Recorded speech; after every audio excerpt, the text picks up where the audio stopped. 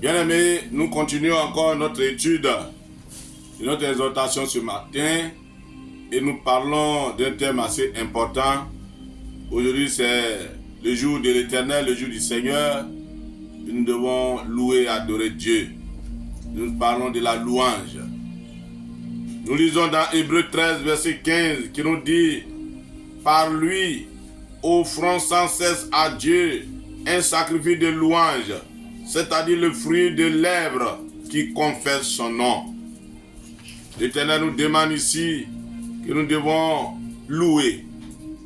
Mais la louange, c'est d'abord le fruit de nos lèvres. Nous devons confesser Dieu, soit en chantant, soit en déclarant les bonnes paroles de Dieu, la parole concernant Dieu, la nature de Dieu, ce que Dieu est, ce que Dieu fait. Nous devons le raconter dans notre louange. La louange est une grande adoration, un grand moment pour réclamer la présence de Dieu. Si tu veux que Dieu soit présent là où tu es, dans ta prière, dans tes méditations, dans les actes que tu poses, il faut louer Dieu. Il faut louer Dieu. La meilleure vocation, c'est dans la louange. La parole de Dieu dit que Dieu siège dans la louange. Quand nous commençons à louer, Dieu vient intervenir. Dieu vient siéger. Nous lisons encore dans Ephésiens 5, verset 19, qui nous dit « Entretenez-vous par des psaumes, par des hymnes, par des cantiques spirituels, chantant et célébrant de tout votre cœur les louanges du Seigneur. » Nous devons nous entretenir par des cantiques spirituels. Nous sommes habitués à chanter les cantiques mondains, les cantiques de ce monde. Oh, quand on dit il y a une vedette qui a chanté, on ne cherche même pas ce qu'il a chanté.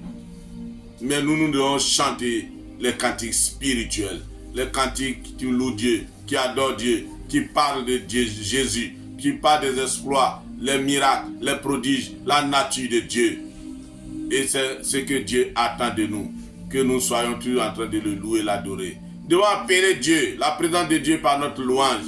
Si Dieu siège dans la louange, tout ce que nous avons à faire, nous devons commencer par louer Dieu. Nous devons commencer par chanter Dieu, par dire ce qui est la nature de Dieu.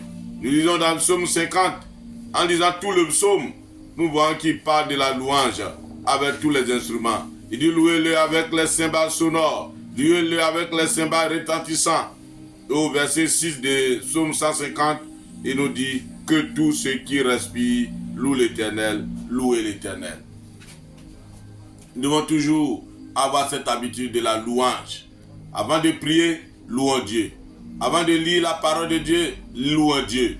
Avant de chanter, avant d'adorer, de chanter, avant de entretenir, avant de prier pour les malades, tout acte que nous avons à poser, louons Dieu.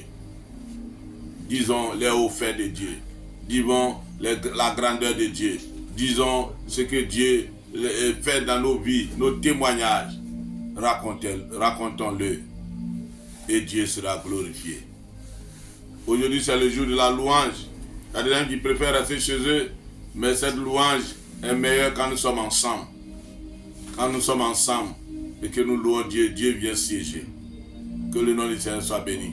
Que nous ayons l'habitude de louer Dieu quand nous sommes seuls, quand nous sommes en famille, quand nous sommes en assemblée. Louons Dieu.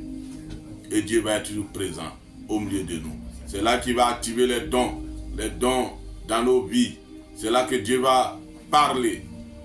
Que le nom du Seigneur soit béni dans le nom de Jésus.